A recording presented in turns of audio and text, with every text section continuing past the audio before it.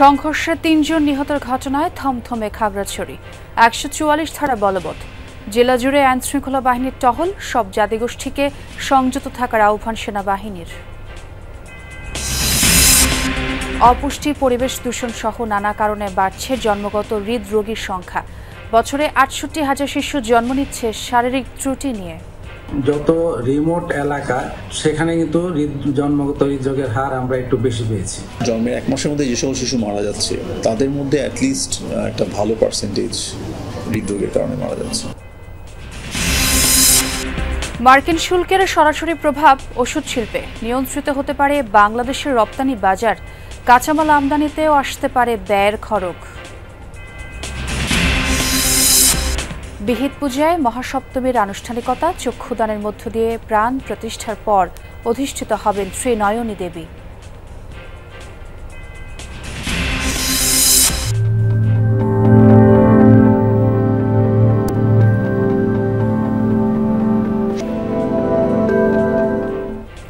শরতের মোহে আবিষ্ট প্রকৃতি। শুভ্র কাশফুলে মাতোয়ারা নগরবাসী ভিড় জমাচ্ছেন প্রশান্তির আশায়। খোলামেলা, পাশে নদী আছে, কাশবন, মানে খুবই একটা ভালো লাগার পরিবেশ। এই কাশফুলে আসবো না শরৎকালে, সেটা হয় না। কাশফুল আমাদের প্রকৃতির কাছ থেকে আমাদের প্রতি একটা উপহার, তো আসলে ঘুরতে এসে খুবই ভালো লাগছে।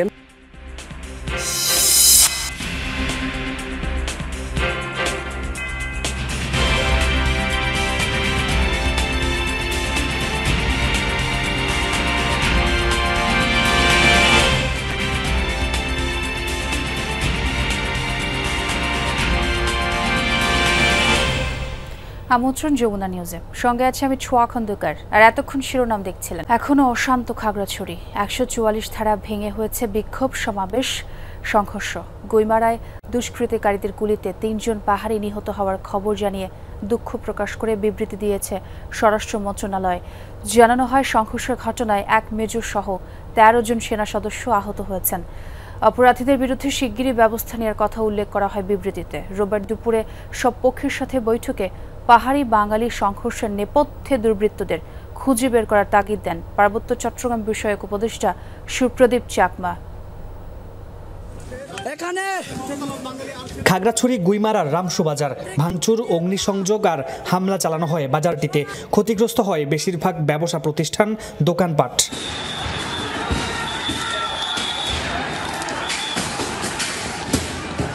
সেনাবাহিনীর সাথে ইউপিডিএফ এর গোলাগুলির ঘটনাও ঘটে। ১৪৪ ধারা জারির পরও চলে সংঘাত। গুইমারায় গুলিতে ৩ জন পাহাড়ি নিহত, মেজর সহ ১৩ জন সেনা সদস্য, গুইমারা থানার ওসি সহ ৩ জন পুলিশ সদস্য এবং আরও অনেকে আহত হয়। ময়নাতদন্তের জন্য নিহতদের মরদেহ মর্গে পাঠিয়েছে পুলিশ। অশান্ত পাহাড়ে শান্তি ফিরিয়ে আনতে সব পক্ষকে নিয়ে বৈঠকে বসেন পার্বত্য চট্টগ্রাম বিষয়ক মন্ত্রণালয়ের উপদেষ্টা সুপ্রদীপ চাকমা। পাহাড়ি বাঙালি সংঘর্ষের নেপথ্যে যারা রয়েছে তাদেরকে খুঁজে বের করার তাগিদ দেন উপদেষ্টা। আগে তো ১৪৪ ধারার নাম শুনলেই লোকজন ঘর থেকে বের হতো। দয়া করে এটাকে একটু দেখেন যে যাদেরকে পাবেন তিনটা তত্ত্বদিক, এই তো ৪৪ ধারা। আইন শৃঙ্খলা বাহিনীর ঊর্ধ্বতন কর্মকর্তা, রাজনীতিবিদ, সামাজিক ও সুশীল সমাজের প্রতিনিধিদের নিয়ে এই সভায় নারী নিপীড়ন, সাম্প্রদায়িক দাঙ্গা এবং সহিংস ঘটনা এড়াতে সবাইকে সজাগ থাকার আহ্বান জানানো হয়। পাশাপাশি অপরাধীদের দ্রুত চিহ্নিত করা এবং অবৈধ অস্ত্র উদ্ধারেরও দাবি জানান বক্তারা। আপনারা কোনো বিষয়কে কেন্দ্র করে যদি আন্দোলন করেন, মিছিল করেন, ইস্যু চেঞ্জ করবেন না। ইস্যু চেঞ্জ করে শান্তিপ্রিয় এখানকার বাঙালি পাহাড়িদের পথসমৃদ্ধ করবেন না। যৌথবাদীর মাধ্যমে পার্বত্য চট্টগ্রামের অস্ত্র উদ্ধার করতে হবে।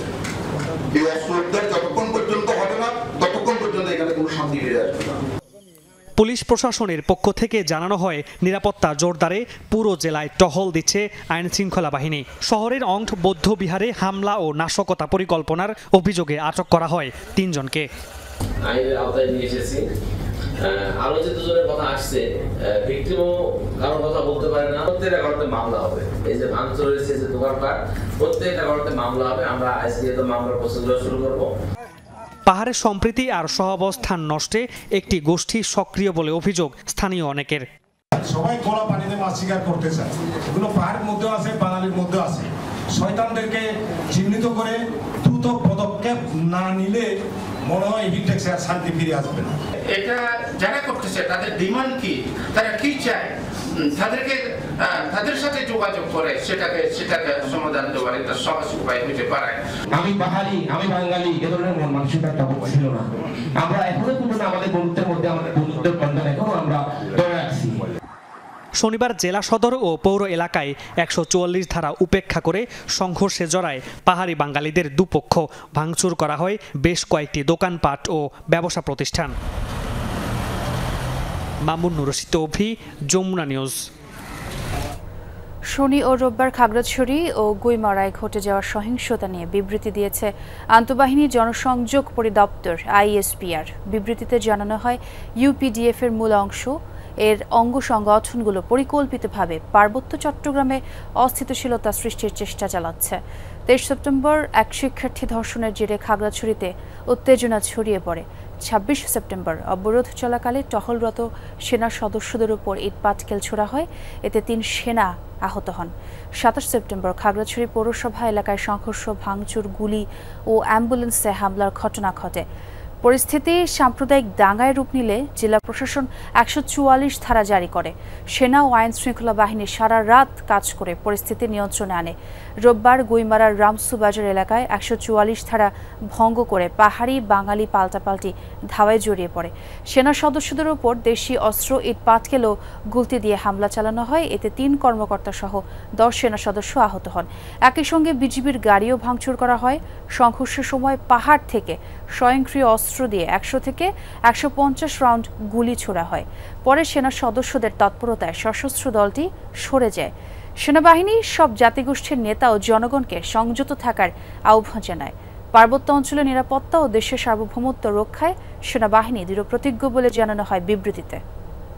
খাগড়াছড়ির ঘটনায় অনুসন্ধানী কমিটি গঠন করা হয়েছে বলে জানিয়েছেন স্বরাষ্ট্র উপদেষ্টা অবসরপ্রাপ্ত লেফটেন্যান্ট জেনারেল মোহাম্মদ জাহাঙ্গীর আলম চৌধুরী। স্বরাষ্ট্র উপদেষ্টা বলেন, সময় মতো তদন্ত প্রতিবেদন দেয়া হবে। পার্বত্য উপদেষ্টা বিষয়টি দেখছেন বলে জানান তিনি। যে ঘটনাটা ঘটছে ওটা অনুসন্ধানের জন্য একটা কমিটি করে দেওয়া হয়েছে। আমাদের যে পার্বত্য চট্টগ্রাম বিষয়ে উপদেষ্টা উনি ওই জায়গায় আছেন, উনি গত 2 দিন যাবত ওই জায়গায় আছেন। উনি পুরো জিনিসটা পর্যবেক্ষণ করছেন এবং ওনার একটা রিপোর্টও উনি হয়তো দিবেন এবং অন্যান্য সে থেকে একটা রিপোর্ট দিবেন। তো এখানে আমি যা জানতে পারছি সন্ত্রাসীদের গুলিতে প্রায় 3-4 জনের মতো মারা গেছে। দেশে প্রতি বছর 68,000 শিশু জন্মগত হৃদরোগ নিয়ে পৃথিবীতে আসে। কারো হার্টে ছিদ্র, কারো ভলভে সমস্যা। বাংলাদেশ মেডিকেল বিশ্ববিদ্যালয়ের গবেষণায় উঠে এসেছে এই তথ্য। চিকিৎসকরা বলছেন এর প্রধান কারণ অজানা হলেও অপুষ্টি, মায়ের অন্যান্য রোগ এবং পরিবেশ দূষণ থেকেই বাড়ছে জন্মগত হৃদরোগীর সংখ্যা। হাসান মিসবার রিপোর্ট। হৃদরোগ, এই রোগের কথা শুনলেই যে কেউ ভাবেন এটি আসলে বড়দের রোগ। হৃদরোগ যে আসলে নবজাতক কিংবা ছোট্ট শিশুদেরও হতে পারে এটি অনেকেরই অজানা। জন্মগতভাবে অনেকেই হৃদরোগ নিয়ে এই পৃথিবীতে আসে, আর সেই সব শিশুদের চিকিৎসা নিয়ে সীমাহীন দুর্ভোগে পড়েন পরিবারগুলো। তেমনই এক শিশু তাসনিম বিনতে শরীফ, বছর পূর্ণ হয়েছে মাত্র। কে বলবে তার হার্টে 3টি ছিদ্র, ভালভে লিক। আর মারজান বেগমের ছোট্ট শিশুরও হার্টে 2টি ছিদ্র, হয়েছে অস্ত্রোপচার। লাইট সাপোর্টে 5 দিন ছিল, বলছে রিক্সও না আছে, তবু আমি আশা ছাপিনি। 6 দিনের দিন আল্লাহ আমার দিকে মুখে চাইয়ে আল্লাহ ওর জ্ঞান ফিরে দিছে। পাশের কক্ষে দেখা গেল আরও কম বয়সীদের। কারো জন্ম হয়েছে 2-1 দিন আগে, কারো বয়স 2-1 মাস। পৃথিবীর আলোতে আসার পরই হৃদরোগের সঙ্গে যুদ্ধ তাদের। ভর্তি ন্যাশনাল হার্ট ফাউন্ডেশনে। যখন হয়েছে তখনকার থেকেই অসুস্থ, শ্বাস নিতে কষ্ট, মানে কান্না, শুধু কান্না করতে করতে একদম নীল হয়ে মানে অজ্ঞান হয়ে যেত, মানে মনে হয় নাই। ওনাদের কাছে মানে নির্দ্বিধায় দিয়েছি, বাঁচবে কি না, ফিরে আসবে কিনা, একটা অন্যরকম অনুভূতি ছিল তখন। রক্তনালী চিকন ছিল আর হার্ট ছিদ্র ছিল, এখন ও সার্জারির পর আল্লাহর রহমতে অনেকটা ভালো। শিশুদের মধ্যে হৃদরোগের প্রকোপ জানতে একটি গবেষণা করেছে বাংলাদেশ মেডিকেল বিশ্ববিদ্যালয়। ৬,১৪৬ শিশুর স্বাস্থ্য পরীক্ষা করা হয়। এতে প্রতি হাজারে প্রায় ১৯ জনের জন্মগত হৃদরোগ ধরা পড়ে। অর্থাৎ দেশে প্রতিদিন গড়ে ১৮৬ জন শিশু এই রোগ নিয়ে জন্ম নেয়। যত রিমোট এলাকা সেখানে কিন্তু জন্মগত হৃদরোগের হার আমরা একটু বেশি পেয়েছি। এর কারণ যেটা হতে পারে যে এক হলো যে শিক্ষার অভাব, ২ নাম্বার হচ্ছে স্বাস্থ্য সেবার অভাব এবং স্বাস্থ্য সেবা নিতে অনীহা। আক্রান্তদের প্রায় অর্ধেকের প্রয়োজন হয় সার্জারি, কিন্তু ঢাকার বাইরে এর চিকিৎসা নেই বললেই চলে। রাজধানীতেও হাতে গোনা কয়েকটি প্রতিষ্ঠানে রয়েছে চিকিৎসার ব্যবস্থা। জন্মের 1 মাসের মধ্যে যে সকল শিশু মারা যাচ্ছে তাদের মধ্যে অ্যাটলিস্ট একটা ভালো পার্সেন্টেজ হৃদরোগের কারণে মারা যাচ্ছে। হৃৎপিণ্ডের অসামঞ্জস্যতা ধরা পড়লে মায়ের পেটে থাকাকালীন অবস্থাতেই ইকোকার্ডিওগ্রাফি করে সেটা নির্ণয় করা এখন সম্ভব। নির্ণয় করা সম্ভব, বাট গর্ভাবস্থায় চিকিৎসা দেওয়া যাবে না। তবে বাচ্চার জন্মের পরপরে আমার কী পদক্ষেপ নিতে হবে সেই ব্যাপারটা প্ল্যান করে রাখা যায়। অনেক ধরনের জন্মগত হৃদরোগ আছে যেগুলো 1 মাসের মধ্যে চিকিৎসা না করে বাচ্চাকে বাঁচিয়ে রাখা সম্ভব। জন্মগত হৃদরোগের প্রধান কারণ এখনও অজানা। তবে গর্ভাবস্থায় পুষ্টিকর খাবার খাওয়া, চিকিৎসকের পরামর্শ নেওয়া এবং বায়ু দূষণ এড়িয়ে চলার পরামর্শ চিকিৎসকদের। খাবারের মধ্যে কেমিক্যালস দেওয়া হচ্ছে, প্রিজারভেটিভ হিসাবে হচ্ছে টেস্টের জন্য দেওয়া হচ্ছে, আবার ফসলের মধ্যেও বিভিন্ন কেমিক্যাল সার দেওয়া হচ্ছে। কোনটার effect we don't know, but there must be something. যেমন আমরা দেখেছি প্ল্যাসেন্টার মধ্যেও মাইক্রোপ্লাস্টিক পাওয়া গেছে। জন্মের পর শিশুদের শ্বাসকষ্ট, ত্বক ও ঠোঁট নীলচে বা ধূসর হওয়া, দ্রুত হৃদস্পন্দন, ওজন বৃদ্ধি না পাওয়া জন্মগত হৃদরোগের বড় উপসর্গ। দ্রুত শনাক্ত ও চিকিৎসায় বেশিরভাগ শিশু সুস্থ হয়। হাসান মিসবাহ, যমুনা নিউজ, ঢাকা। যুক্তরাষ্ট্রে ওষুধ রপ্তানির ক্ষেত্রে ধার্য করা হচ্ছে শতভাগ ট্যারিফ। আগামী ১ অক্টোবর থেকে এই শুল্ক কার্যকরের ঘোষণা দিয়েছেন ডোনাল্ড ট্রাম্প। ব্র্যান্ডেড ও পেটেন্ট ওষুধের ক্ষেত্রেই দিতে হবে উচ্চ শুল্ক। যুক্তরাষ্ট্রের এমন সিদ্ধান্তে দেশটিতে নিয়ন্ত্রিত হতে পারে বাংলাদেশের রপ্তানি বাজার। বাংলাদেশি কোম্পানির যুক্তরাষ্ট্রে প্রবেশ সীমিত হতে পারে। বিশ্লেষকরা বলছেন, নানামুখী চাপ তৈরি হলে ওষুধের কাঁচামাল আমদানিতেও আসতে পারে ব্যয়ের খরচ। হাঁটি হাঁটি পা পা করে বিশ্ববাজারে অবস্থান জানান দিচ্ছে বাংলাদেশি ওষুধ। মানসম্পন্ন ওষুধ উৎপাদনে বিনিয়োগ বাড়িয়েছে অনেক উদ্যোক্তা। শতাধিক দেশে ওষুধ রপ্তানি করে বাংলাদেশ। তবে কাঙ্ক্ষিত মাত্রায় বাড়েনি রপ্তানির অঙ্ক। গেল অর্থ বছরে রপ্তানি হয় $21 কোটি ওষুধ। যুক্তরাষ্ট্রের রপ্তানির পরিমাণ মাত্র $2 কোটি। এমন এক অবস্থায় যুক্তরাষ্ট্রে ওষুধ রপ্তানিতে শতভাগ শুল্কের হুমকি দিয়েছেন দেশটির প্রেসিডেন্ট ডোনাল্ড ট্রাম্প। বাংলাদেশের বাজার সম্প্রসারণে আসতে পারে নিয়ন্ত্রণ। আমাদের মতো দেশের ক্ষেত্রে আমরা প্রতিযোগিতা হারিয়ে ফেলব, আবার কিছু কিছু ক্ষেত্রে প্রতিযোগিতা তৈরি হবে, আমাদের পক্ষে তৈরি আসবে।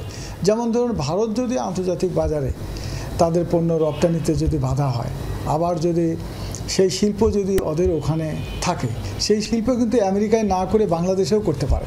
ভারত এবং চায়না যতটা এফেক্টেড হবে, বাংলাদেশ অতটা এফেক্টেড হবে না এই মুহূর্তে। সুদূর প্রসারী হয়তো বাণিজ্যিক ঘাটতি পূরণের যে সরকারের যে উদ্যোগ, এটার মধ্যে দিয়ে হয়তো বাংলাদেশ এটা বাড়তি সুবিধা পাইতেও পারে। যুক্তরাষ্ট্রের মান সংস্থা food and drug administration FDA থেকে অনুমোদন পেয়েছে বাংলাদেশি ওষুধ। শুরু হয়েছে বাজার সম্প্রসারণের কাজ। তবে উচ্চ শুল্কের কারণে সরাসরি প্রভাব না পড়লেও নিয়ন্ত্রণ বাড়বে।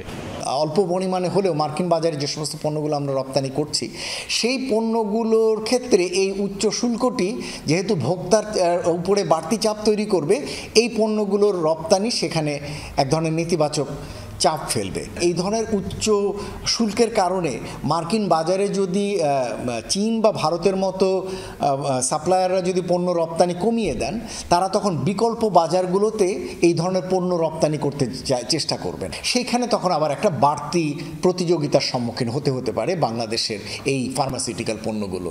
বাংলাদেশ মূলত জেনেরিক ওষুধ উৎপাদন করে, যার চাহিদা বিশ্বব্যাপী বাড়ছে।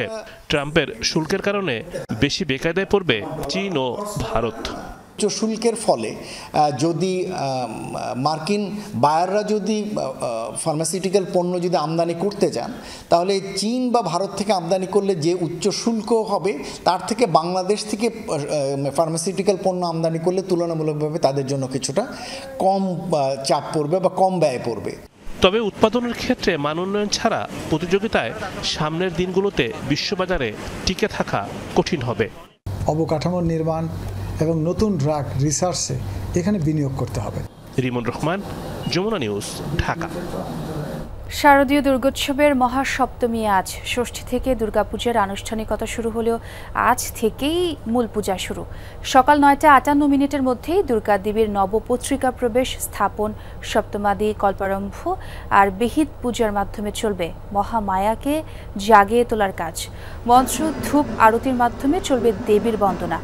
এই তিথি থেকেই দেবীর অন্নভোগ শুরু হয়। আজ জাগ্রত হবেন দেবী দুর্গা।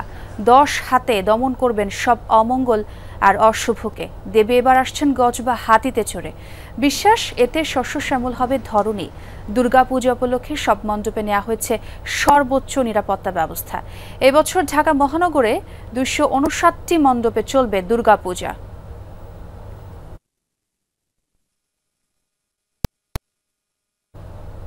দর্শক, যেমনটি জানাচ্ছিলাম, শারদীয় দুর্গোৎসবের আজ মহাসপ্তমী। রাজধানীর ঢাকেশ্বরী মন্দির থেকে যোগ দিচ্ছেন আমার সহকর্মী সুমাইয়া ঐশী। ঐশী, নিশ্চয়ই আমাকে শুনতে পাচ্ছেন।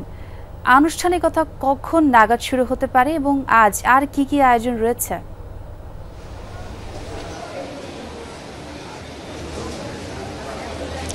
আসলে ছোঁয়া, ষষ্ঠী থেকে দুর্গাপূজার আনুষ্ঠানিকতা শুরু হলেও মূল পূজা কিন্তু সপ্তমী থেকে শুরু হয়। বলা হয় যে সপ্তমীতে দেবী দুর্গার প্রথম পূজা এবং আজকে চক্ষুদানের মাধ্যমে দেবী দুর্গাকে জাগ্রত করে তোলা হবে এবং এরপরই মণ্ডপে মণ্ডপে দেবী দুর্গা জাগ্রত হবেন। ভক্তদের সকল অশুভ কে দূর করবেন তিনি 10 হাতে দশভুজা রূপে। এরই মধ্যে কিন্তু আমরা দেখছি যে ভক্তরা উপস্থিত হয়ে গিয়েছেন এবং তারা দেবী দুর্গার আরাধনা করছেন এবং একই সঙ্গে আজকে কিন্তু একদম ভোর থেকে আমরা দেখেছি যে 2-1 করে ভক্ত আসছেন। মূলত 9:58 থেকে নবপত্রিকার স্নান, প্রবেশ, স্থাপন এবং সপ্তমাদি, কল্পারম্ভ, একই সঙ্গে বোধন, একই সঙ্গে যে আরতি সেগুলো হবে এবং এর মাধ্যমে দেবী দুর্গাকে কিন্তু পুষ্পমাল্য, একই সঙ্গে চন্দন, আসন, এই সমস্ত ষোড়শোপচার দিয়ে তার আরাধনা করা হবে। তৃতীয় নয়ন বা অন্তর্নয়ন উন্মোচনের মাধ্যমে সনাতন ধর্মাবলম্বীদের বিশ্বাস যে দেবী দুর্গা জাগ্রত হবেন। এরপরে আসলে মৃন্ময়ী রূপ থেকে দেবী দুর্গার চিন্ময়ী রূপদানের জন্য পূজা করা হবে। আজই কিন্তু আসলে দেবী দুর্গার এই তিথি থেকে অন্নভোগ নিবেদন শুরু হয় এবং দেবীর মহিষাসুর মর্দিনী রূপে তার পূজা করা হয়, আবাহন করা হয় দেবী দুর্গার সহ সপরিবারের। ফলে মোটামুটি 9:58 থেকেই সমস্ত পূজার আচার শুরু হবে এবং এরপরেই মূল যে পূজার আনুষ্ঠানিকতা, মূল যে পূজার আমেজ সেটি শুরু হবে। এরই মধ্যে অবশ্য অনেক ভক্ত এসেছেন, সকালেও বেশ কয়েকজন এসে দেবীকে প্রণাম জানিয়ে গেছেন এবং আজকে সারাদিন জুড়েই আসলে দেবীর আরাধনা, আরতি চলতে থাকবে। ঐশ্বর্যে থাকুন, সেই খবরাখবর জানবো আপনার কাছ থেকে। সবাই ঐক্যবদ্ধ হলে যে কোনো অশুভ শক্তিকে পরাজিত করা সম্ভব, এই কথা বলেছেন প্রধান উপদেষ্টা ডক্টর মোহাম্মদ ইউনূস। ভিডিও বার্তায় শারদীয় দুর্গা উৎসবের শুভেচ্ছা জানিয়ে প্রধান উপদেষ্টা বলেন, ঐক্যবদ্ধ হতে না পারলে আমরা জাতি হিসেবে উন্নত হব না। জুলাই গণঅভ্যুত্থানের মধ্য দিয়ে বৈষম্য ও দুর্নীতি মুক্ত দেশ করার যে অগ্রযাত্রা শুরু হয়েছে তা সফল করতে হলে ভেদাভেদ ভুলে একযোগে কাজ করতে হবে। পূজায় কেউ যেন নাশকতা সৃষ্টির ও আতঙ্ক ছড়াতে না পারে, সেজন্য রাজনৈতিক দলসহ সরকার তৎপর রয়েছে। দুর্গাপূজা নির্বিঘ্ন করতে যারা অক্লান্ত পরিশ্রম করছেন তাদের প্রতি কৃতজ্ঞতা জানান প্রধান উপদেষ্টা। কাঠামোতে লক্ষ্মীর ধন সম্পদ। সবাইকে শারদীয় দুর্গোৎসবের শুভেচ্ছা জানাচ্ছি। জুলাই গণঅভ্যুত্থানের মধ্য দিয়ে আমরা বৈষম্য দুর্নীতিমুক্ত একটি সমৃদ্ধ দেশ গড়ার যে অগ্রযাত্রা শুরু করেছি তার সফল বাস্তবায়ন করতে হলে ধর্ম, বর্ণ, ভেদাভেদ ভুলে সকলকে একযোগে কাজ করতে হবে। সকল অশুভ, অন্যায় আর অন্ধকারকে পরাজিত করে ঐক্য সম্প্রীতির জয় হবে। বাংলাদেশ এগিয়ে যাবে কল্যাণ ও সমৃদ্ধির পথে। শরৎকন্যা কাশফুলের আবেদন অপার। বর্ণগন্ধহীন এই ফুলের কি এক জাদু আছে, সে জাদুতেই মোহাচ্ছন্ন হয়ে পড়ে মন।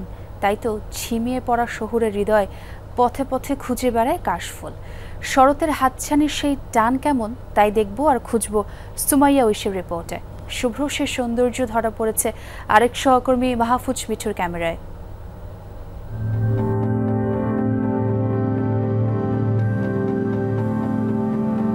শরৎ এসেছে আমার উঠোনে, এক গুচ্ছ কাশফুল হাতে। আমি কি করে ফেরাই তারে? ধুনে টানা পেঁজা তুলোর মতো আকাশটা বাধ্য করে মুগ্ধ হতে আমায়।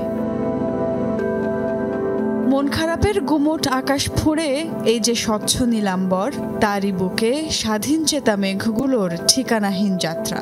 সে পথযাত্রায় জমির শ্বেত সমুদ্রের সঙ্গে দিগন্তে চোখ জুড়ানো মিলন। রোদের ঝিলিক আবার সেই মুহূর্তকে আরও অলঙ্কৃত করে। মন বলে এই তো শরৎ, শরতের শ্বেত আমন্ত্রণ। শরৎ মানে কাশবন। বর্ষার পালা শেষে বালুচরে যখন জেগে ওঠে কাশ, শরতের হাতছানি তখন থেকেই। সেই ডাকে এত নেশা যে ঝলসানো দুপুরেও কাশের রাজত্বে পাড়ি জমায় মানুষ। ধুলো আর ঘামে ভেজা চপচপে জীবন থেকে ক্ষণিক বিরতি। শহরে তো এভাবে খোলামেলা পরিবেশ না, আর এটা অনেক খোলামেলা, পাশে নদী আছে, কাশবন, মানে খুবই একটা ভালো লাগার পরিবেশ। শরৎকালে যেহেতু কাশফুল আমাদের প্রকৃতির কাছ থেকে আমাদের প্রতি একটা উপহার, তো আসলে ঘুরতে এসে খুবই ভালো লাগছে। পরিবার পরিজন নিয়ে ঘুরতে আসার মতো একটা সুন্দর পরিবেশ, আর এই কাশফুলে আসবো না শরৎকালে সেটা হয় না। নদীর পাড়, জলাভূমি বা খোলা বালুর চরে কাশের রাজত্ব। সে রাজত্বের ব্যাপ্তি হয়তো খুব বেশি নয়, তবে তার আবেদন ভীষণ প্রবল। বেলা শেষে স্নিগ্ধ নদীর স্রোতে যখন হেলে দুলে বয়ে চলে জীবন্তরী, তখন সে মায়ার টান ফেলে ঘরে ফেরা দায়। কাশফুল বর্ণহীন, কোনো সৌরভ নেই, মালা গাঁথা দায়, পরাও যায় না খোপায়। তবু অদৃশ্য কোনো টানে কাশের বনে বিলীন হয় মন। সব ভুলে তাই বিক্ষিপ্ত জনেরও শরতের এই শ্বেত কন্যার কাছেই আত্মসমর্পণ। চলতি পথে জীবন খাতায় জমা পড়ে যত না পাওয়া আর বিস্বাদ স্মৃতিগুলো। তাই তো বলি, গুমরে না মরে নিজেকে সমর্পণ করুন না এই শুভ্রতায়। জমা থাকা অযাচিত সব ধুলোর মতো উড়িয়ে দিন শরতের কাছে। শরৎ সেগুলো মায়া ভরে আঁকড়ে ধরতে আপনারই অপেক্ষায়। সুমাইয়া ঐশী, যমুনা নিউজ, ঢাকা। বগুড়ায় মহাসড়কে বেপরোয়া গতিতে মোটরসাইকেল চালাতে যেয়ে নিহত হয়েছেন 2 শিক্ষার্থী। রোববার রাতে সদরের গোকুল খেলার ঘর এলাকার বগুড়া রংপুর মহাসড়কে হয় এই ঘটনা। পুলিশ জানায় নিহতদের বাড়ি শিবগঞ্জ উপজেলার রহবল এলাকায়। তারা বগুড়া শহরের একটি বেসরকারি কলেজে এবছর উচ্চ মাধ্যমিকে ভর্তি হয়েছিলেন। প্রত্যক্ষদর্শীরা জানায় মহাসড়ক হয়ে জিহাদ সরকার এবং আবিদ হোসেন শিবগঞ্জ যাচ্ছিলেন। এ সময় অন্য 2 মোটরসাইকেলে থাকা 4 বন্ধুর সাথে পাল্লা দিয়ে বেপরোয়া গতিতে বাইক চালাচ্ছিলেন তারা। হঠাৎই নিয়ন্ত্রণ হারিয়ে এক মোটরসাইকেলের সাথে আরেকটির ধাক্কা লাগে। এতে জিহাদ ও আবিদ ছিটকে পড়ে সড়ক বিভাজকের সাথে ধাক্কা লেগে ঘটনাস্থলেই প্রাণ হারান। নেত্রকোনার গ্রামাঞ্চলেও ব্যাপকভাবে ছড়িয়ে পড়েছে মাদক। উঠতি বয়সীরাও হয়ে পড়ছে মাদকাসক্ত। নেশাদ্রব্যের টাকা জোগাতে নানা অপরাধে জড়িয়ে পড়ছে তারা। মাদকের বিস্তার ঠেকাতে প্রশাসন অনেকটাই উদাসীন বলে অভিযোগ স্থানীয়দের। নেত্রকোনা দুর্গাপুর উপজেলা গ্রামাঞ্চলে হরহামেশাই দেখা মেলে প্রকাশ্যে মাদক সেবনের এমন দৃশ্য। ভারতীয় সীমান্তবর্তী এই জনপদে হাত বাড়ালেই মিলছে বিভিন্ন ধরনের মাদক। একই চিত্র সীমান্ত ঘেঁষা কলমাকান্দা উপজেলাতেও। সহজলভ্য হওয়ায় স্কুলগামী শিক্ষার্থীরাও হয়ে পড়ছে মাদকাসক্ত। এছাড়া সুনামগঞ্জ হয়ে ফেন্সিডিল, মদ, হেরোইনের চালান ঢুকছে মোহনগঞ্জ ও বারহাট্টা উপজেলায়। স্থানীয়ভাবে কেনাবেচার পাশাপাশি এসব চালান পৌঁছাচ্ছে রাজধানী সহ বিভিন্ন জেলায়। মাদক সেবনের টাকা জোগাড় করতে উঠতি বয়সীরাও জড়িয়ে পড়ছেন নানা অপরাধে।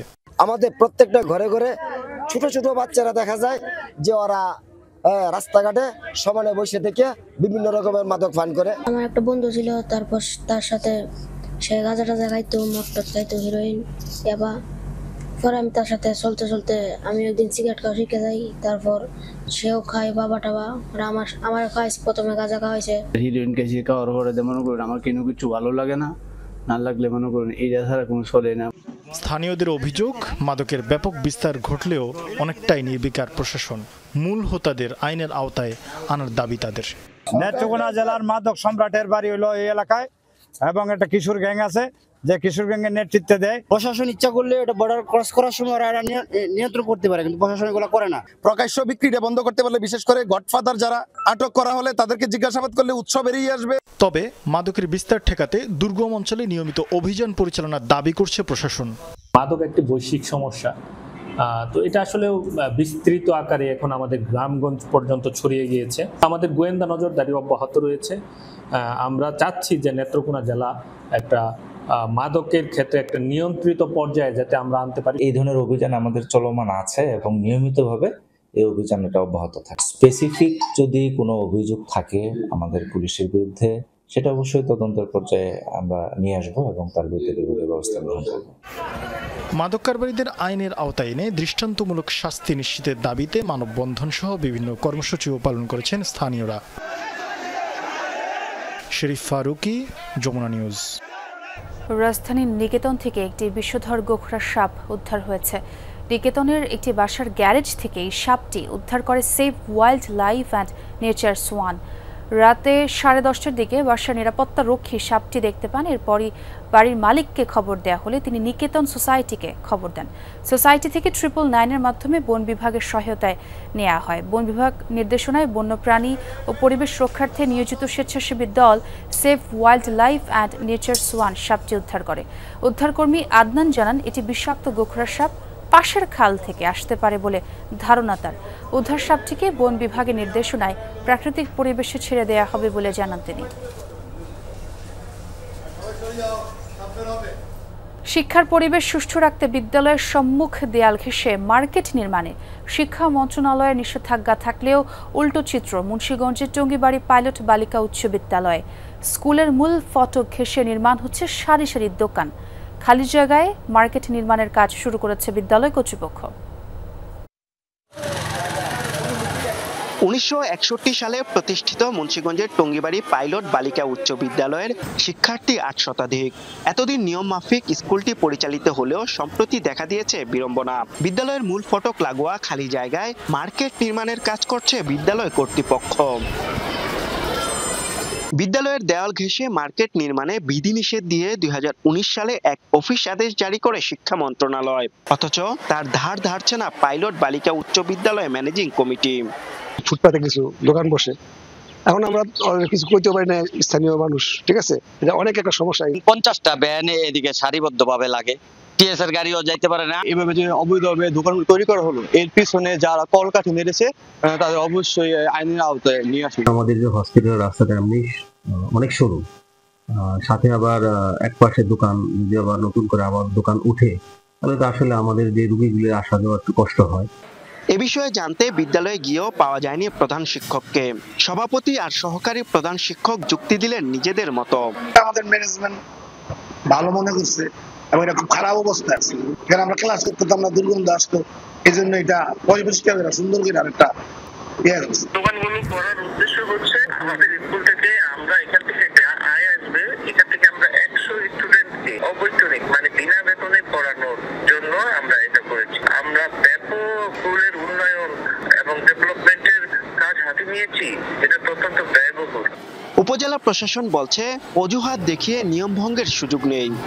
শিক্ষা প্রতিষ্ঠান নিজের সীমানা প্রাচীর ভেঙে বাণিজ্যিক প্রতিষ্ঠান করে আয় বৃদ্ধি করার কোনো সুযোগ নেই।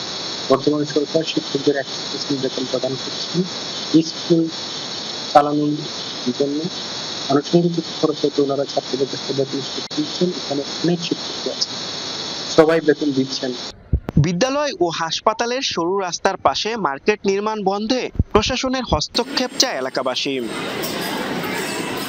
আরাফাত রায়হান সাকিব, যমুনা নিউজ, মুন্সিগঞ্জ।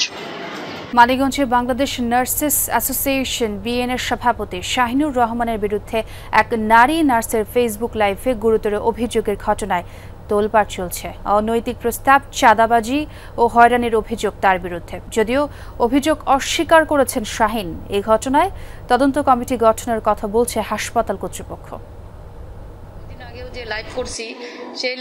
জেলা সদর হাসপাতালের এক নার্সের ফেসবুক লাইভ ঘিরে তোলপাড় চলছে মানিকগঞ্জে। বিএনএ সভাপতির বিরুদ্ধে চাঁদাবাজি সহ আনিত অভিযোগ এখন আলোচনার কেন্দ্রে। শাহিনুর রহমান শাহীন, সে রীতিমতো প্রতিটা নার্সকে সে টর্চারিং করে। মানিকগঞ্জ সদর হসপিটালতে ভর্তি। তিনি দাবি করেন রাজনৈতিক দলের নাম ভাঙিয়ে শাহিনুর রহমান হাসপাতালে কর্তৃত্ব চালাচ্ছে। পুরো হাসপাতালে শাহীনকে মূর্তিমান আতঙ্ক হিসেবেও উল্লেখ করা হয়। কথা কাটাকাটি এক পর্যায়ে উনি করে কি আমার হেজাব ধরে টান দেয়। আমি যখন ছুটার চেষ্টা করি তখন আমার 2-3টা কিল ঘুষি মারে। আমি ওখানে পড়ে যাই। পড়ে যাওয়ার পরে আবার উঠে আমি তাড়াতাড়ি করে এসে আমি তখন কান্না করতে করতে দৌড়ে আসি। এসে আমার যে 5 তলায় ডিউটি রুম, সেখানে এসে আমি এই লাইভটা করি। আমাদের প্রফেশনে হচ্ছে পুরো মান সম্মান নষ্ট করে দিচ্ছে এই শাহিনুর রহমান শাহীন। কর্তৃপক্ষকে জানানো হয়, কিন্তু আমাদের পুরো হসপিটাল কর্তৃপক্ষকে মনে হয় যে জিম্বি করে রাখছেন। হাসপাতালের রুম দখলে নিয়ে নিজের অফিস, খাবার, ক্যান্টিন সহ সবকিছুই তার নিয়ন্ত্রণে। এমন অভিযোগ উঠলেও তা অস্বীকার করেন শাহীন। জানান সবই তার বিরুদ্ধে ষড়যন্ত্র। আর অনেকবারই আমার নামে এরকম অভিযোগ তারা দিয়েছে, আর এটা একদম ষড়যন্ত্রমূলক। আমাদের মানিকগঞ্জ হসপিটালে 250 হসপিটালে স্বাস্থ্য সেবার মান ক্ষুণ্ণ করার জন্য এবং সেবার মান বাধা দান করার জন্য যারা কাজ করছেন তারাই আমার বিরুদ্ধে মিথ্যা অভিযোগ তুলেছেন। অভিযোগ উঠেছে শাহীনের এসব অপকর্মের সহযোগী হাসপাতালের নার্সিং সুপারভাইজার আনিসুর রহমান ভুইয়া। বিষয়টি তদন্ত করার কথা বলছে হাসপাতাল কর্তৃপক্ষ। আনিসুর রহমান ভুইয়া যে আমাদের সুপারভাইজার, সে বলে যে শাহিনুর রহমান শাহীন যা বলবে সেটাই শুনতে হবে। সে বসতে বললে বসতে, শুইতে হলে শুইতেই হবে। আমরা একটা সরকারি চাকরি করি, সরকারি চাকরিবিধি মেনে চলি। যেই অভিযোগগুলি হয়েছে তা গুরুতর, কিন্তু এর সত্যতা কতটুকু তা তদন্ত সাপেক্ষে বলা যাবে এবং সেই অনুযায়ী ব্যবস্থা নেওয়া হবে। এর আগে বিভিন্ন অভিযোগ ওঠায় নার্সেস অ্যাসোসিয়েশন অব বাংলাদেশ ন্যাব থেকে বহিষ্কার করা হয় শাহীনকে। তার বিরুদ্ধে লিখিত অভিযোগ সহ একাধিক মামলাও রয়েছে। বিএম খোরশেদ, যমুনা নিউজ, মানিকগঞ্জ। দেশে ইলিশের অন্যতম বৃহৎ পাইকারি মোকাম চাঁদপুর বড় স্টেশন মাছঘাটের অবস্থা বেহাল। অস্বাস্থ্যকর পরিবেশে চলছে মাছ নিলাম, বিক্রি ও বাজারজাতকরণ। মানুষের গাদাগাদিতে ত্রাহি অবস্থা। সংক্রামক ব্যাধির ক্ষেত্রে ঝুঁকি তৈরি হয়েছে বলে জেলা সিভিল সার্জন। জেলা প্রশাসক সম্প্রতি এ নিয়ে উদ্যোগ নিচ্ছে বলে জানালেও ব্যবসায়ীরা বলছেন ভিন্ন কথা। চাঁদপুর মাছঘাট জেলে আড়তদার, পাইকার এবং ক্রেতা বিক্রেতার হাঁক ডাকে মুখর থাকে প্রতিদিন। কোটি কোটি টাকার লেনদেন হলেও আধুনিকতার ন্যূনতম ছোঁয়া লাগেনি শতবর্ষী এই মাছঘাটে। নোংরা আর অস্বাস্থ্যকর পরিবেশে চলছে মাছ বেচাকেনা। জায়গা সংকটের কারণে চলাফেরাতেও সংকটে পড়তে হয় ক্রেতা বিক্রেতাকে। একসাথে 4টা 5টা কার্টুন একসাথে মাথায় করে নিয়ে যায়, গায়ে পানিগুলো পড়ে। আরেকটু পরিবেশ ভালো হওয়ার দরকার ছিল। এদিক দিয়ে যে মানুষের যাতায়াত অসুবিধা হইতে আছে। আধুনিক সুযোগ সুবিধা যদি দেয়, এটা হয়তো বা কমফোর্টেবিলিটি এনশিওর করবে। ঘিঞ্জি, অস্বাস্থ্যকর পরিবেশ আর অতিরিক্ত জনসমাগমের কারণে স্বাস্থ্য ঝুঁকি শঙ্কার কথা জানালেন জেলা সিভিল সার্জন।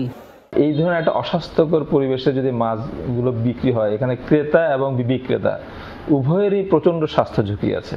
পরিস্থিতির উন্নতিতে চলতি বছরের 5 মে 3 তলা বিশিষ্ট আধুনিক ইলিশ অবতরণ কেন্দ্র নির্মাণে মৎস্য ও প্রাণী সম্পদ মন্ত্রণালয়ে প্রস্তাবনা পাঠান জেলা প্রশাসক।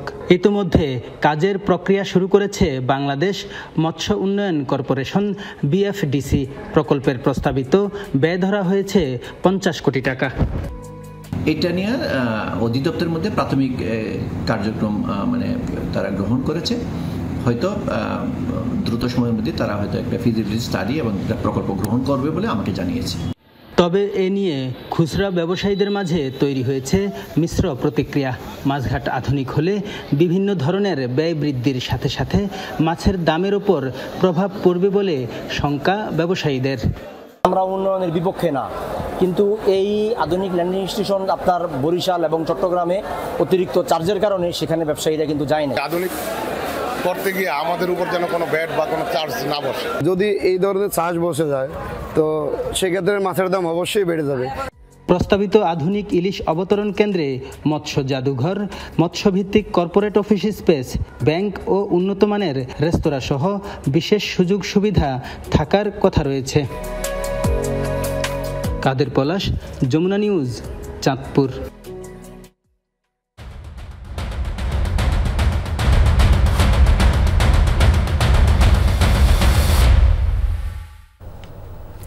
এশিয়া কাপের খবর। ঐতিহাসিক ফাইনালে পাকিস্তানকে 5 উইকেটে হারিয়ে শিরোপা জয়ের স্বাদ পেয়েছে ভারত। তিলক ভার্মার দুর্দান্ত ব্যাটিংয়ে 5 উইকেট হাতে রেখে পাকিস্তানের দেয়া 147 রানের টার্গেট টপকে যায় ম্যান ইন ব্লুরা।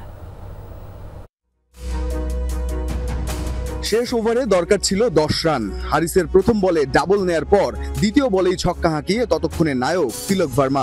শেষটা হলো রিঙ্কু সিং এর বাউন্ডারিতে। 5 বল আর 5 উইকেট হাতে রেখে ইতিহাস গড়া ফাইনালের মঞ্চে এশিয়া কাপের নবম শিরোপা টিম ইন্ডিয়ার। এবারের আসরে তৃতীয়বারের মতো পাকিস্তানকে হারিয়ে অপরাজিত চ্যাম্পিয়ন হওয়ার জন্য ভারতের দরকার ছিল 147 রান। তবে বল হাতে ফাহিম আশরাফ আর শাহিন আফ্রিদি মিলে যখন অভিষেক, সুরিয়া আর শুভমানকে একে একে উড়িয়ে দিলেন, তখন আবারও জয়ের স্বপ্নে বিভোর পাকিস্তান। পাওয়ার প্লেতেই 3 উইকেট হারানো ভারত ম্যাচে ফেরে সঞ্জু স্যামসন আর তিলক ভার্মার 57 রানের জুটিতে। আবরার এসে দলীয় 77 রানের মাথায় স্যামসনকে ফেরালে আবারও মোড় ঘোরার ইঙ্গিত পাক ভারত ফাইনালের। তবে ঠান্ডা মাথার দাপুটে পার্টনারশিপে আবারও গল্পের মোড় বদলে দেয় তিলক ভার্মা ও শিবম দুবে জুটি। তিলকের 50-র পর ম্যাচ জমিয়ে দুবে ফিরলেও তিলক ফেরেন পাকিস্তানের কাছ থেকে ম্যাচ ছিনিয়ে। দুবাইয়ে টস হেরে ব্যাট হাতে স্বপ্নের মতো শুরু পায় পাকিস্তান। 84 রানের ওপেনিং পার্টনারশিপে দলকে ট্রফির দিকে এক ধাপ এগিয়ে দেন সাহেবজাদা ফারহান ও ফকর জামান। 50 হাঁকিয়ে বরুণ চক্রবর্তীর বলে ফারহান আউট হওয়ার পর ফকর আর সাইম মিলে আরো 29 রানের জুটি। শূন্যের খরা কাটিয়ে 14 রান করে বুমরার শিকার হন সাইম। পরের ওভারে ফকর জামানকে 46 রানেই থামিয়ে দেন বরুণ। আর এরপরই মুদ্রার আরেক পিচ দেখায় পাকিস্তান। নাম্বার 3 সাইম আয়ুব থেকে নাম্বার 10 হারিস। সিঙ্গেল ডিজিটেই চলে আসা যাওয়ার মিছিল। এক ওভারেই 3 উইকেট নিয়ে পাক ব্যাটারদের স্তব্ধ করে দেন কুলদীপ। এক উইকেটে 113 রান করা পাকিস্তান 5 বল আগেই থেমে যায় 146 রানে। আর শেষটায় পাকিস্তানের স্বপ্ন থামিয়ে আবারও এশিয়ার রাজা ভারত। আরো একবার তীরে এসে তরি ডুবলো পাকিস্তানের। টিম ইন্ডিয়া প্রমাণ করলো এশিয়ার সেরা তারাই। স্নায়ুচাপ ধরে রেখে বড় মঞ্চে হার্দিক পান্ডিয়াদের অভাব বুঝতে দেননি তিলক ভার্মা, শিবম দুবেরা। আর তাই তো এশিয়া কাপে ইতিহাস গড়ে নবমবারের মতো চ্যাম্পিয়ন মেন ইন ব্লুরা। রঞ্জন শান্ত, যমুনা স্পোর্টস, দুবাই আন্তর্জাতিক ক্রিকেট স্টেডিয়াম, সংযুক্ত আরব আমিরাত।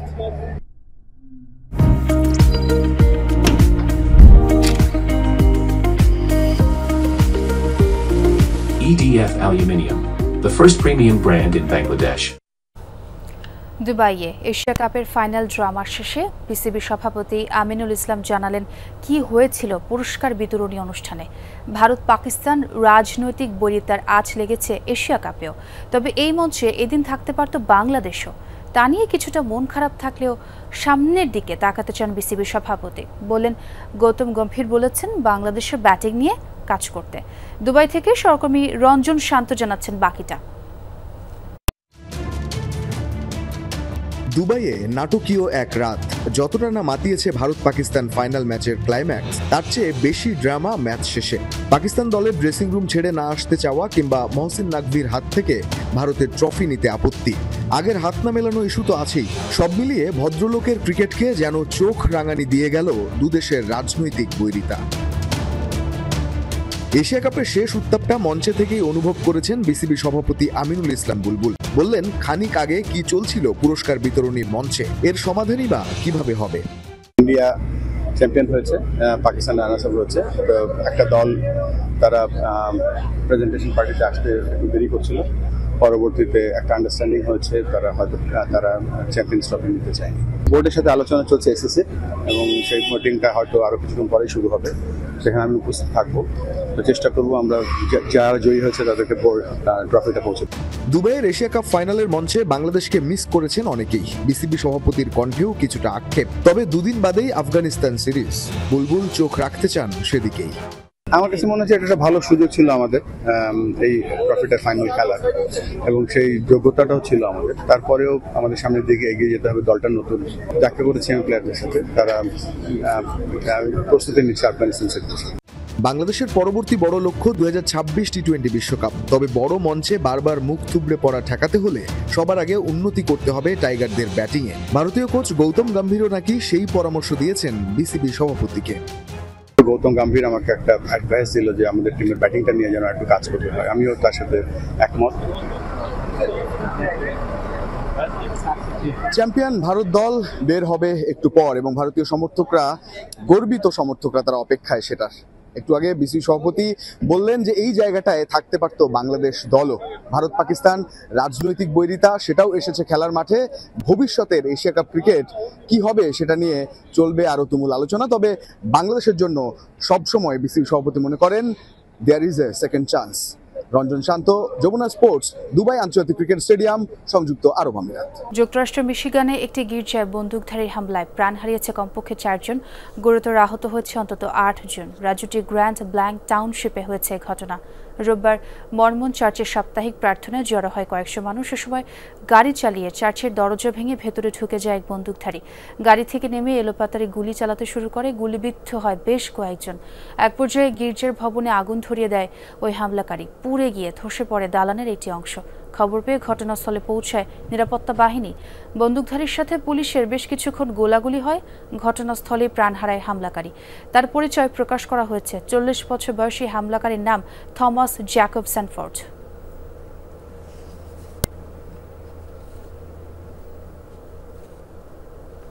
ফিলিস্তিনপন্থী বিক্ষোভে অংশ নিয়ে মার্কিন ভিসা বাতিলের পর আলোচনায় কলম্বিয়ার প্রেসিডেন্ট গুস্তাভো পেট্রো। নিপীড়িত গাজাবাসীর প্রতি বরাবরই উচ্ছ্বসিত কণ্ঠ ছিল তার। নিষিদ্ধ গেরিলা যোদ্ধা থেকে জনপ্রিয় লাতিন নেতা বনে যাওয়া এই প্রেসিডেন্টের রাজনৈতিক ক্যারিয়ারে ছিল অবিশ্বাস্য রকমের উত্থান পতন। মার্কিন মুলুকে দাঁড়িয়ে ডোনাল্ড ট্রাম্পের বিরুদ্ধে আওয়াজ তোলায় বিশ্ব রাজনীতির এখন আলোচিত নাম গুস্তাভো পেট্রো। খোদ যুক্তরাষ্ট্রের মাটিতে দাঁড়িয়ে আওয়াজ তোলেন মার্কিন সেনাদের বিরুদ্ধে। আহ্বান জানান মানবতার দিকে রাইফেল তাক না করার। ভৌগোলিক দূরত্ব কখনোই বাধা হয়ে দাঁড়ায়নি। বরাবরই ফিলিস্তিনের পক্ষে আওয়াজ তুলেছেন কলম্বিয়ার প্রেসিডেন্ট গুস্তাভো পেট্রো। ফিলিস্তিনিদের মুক্ত করতে যুক্তরাষ্ট্রের চেয়েও বড় বাহিনী গঠনের ডাক ছিল তার কণ্ঠে। এমনকি জাতিসংঘের মঞ্চেও তুলোধুনো করে গেছেন মার্কিন প্রেসিডেন্ট ডোনাল্ড ট্রাম্পকে।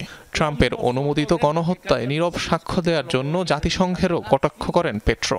সোচ্চার কণ্ঠে বিরোধিতা করেন ধনী গরিব সাদা কালো বৈষম্য নিগ্রহের।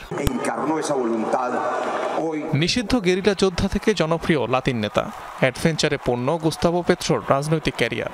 অস্ত্র রাখার দায়ে একসময় আটক হয়েছিলেন যে দেশের সেনাবাহিনীর হাতে, পরবর্তীতে শাসনভার হাতে নেন সেই দেশেরই। অস্ত্র সমর্পণ করে সদল বলে 1990 সালে রাজনীতিতে নাম লেখান সাবেক M19 গেরিলা যোদ্ধা গুস্তাভো পেট্রো। পরের বছরই নির্বাচিত হন পার্লামেন্ট সদস্য পদে। ছিলেন রাজধানী বোগোতার মেয়রও। 2010 ও 2018 সালে 2 দফায় ব্যর্থতার পর তৃতীয়বারে 2022 সালে প্রেসিডেন্ট পদে জয়ের মুখ দেখেন বামপন্থী ঘরানার গুস্তাভো পেট্রো। গাজায় আগ্রাসনের জেরে গেল বছর যুক্তরাষ্ট্রের ঘনিষ্ঠ মিত্র ইসরায়েলের সাথে কূটনৈতিক সম্পর্ক ছিন্নের সিদ্ধান্ত নেন কলম্বিয়া প্রেসিডেন্ট গুস্তাভো পেট্রো। অনিক রহমান, যমুনা নিউজ। দর্শক, এই ছিল যমুনা নিউজে। এতক্ষণ যারা সঙ্গে ছিলেন সবাইকে ধন্যবাদ।